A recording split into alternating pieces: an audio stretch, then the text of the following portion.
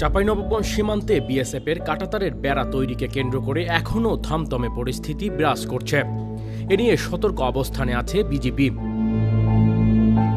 চাঁপাইনবাবগঞ্জ বাংলাদেশ ভারত সীমান্তে মৃত পাতিয়া নদীর উন্মুক্ত স্থানে বিএসএফের কাঁটাতারের বেড়া তৈরি কেন্দ্র করে এখনও পুরো এলাকা থমথমে পরিস্থিতি বিরাজ করছে। সতর্ক অবস্থানে আছে দুই দেশের সীমান্তরক্ষী বাহিনী। রোববার রাতেও টহল দিয়ে পরিস্থিতি নজরে রাখে বিজিবি। চাঁপাইনবাবগঞ্জ জেলার শিবগঞ্জ, বিনোদপুর ইউনিয়নের বিশ্বনাথপুর এবং ভারতের পশ্চিমবঙ্গে মালদা জেলার বৈষ্ণবনগর থানার সুখদেবপুর সীমান্তবর্তী এলাকায় এই বেড়া তৈরিকে কেন্দ্র করে উত্তেজনার সূত্রপাত হয়।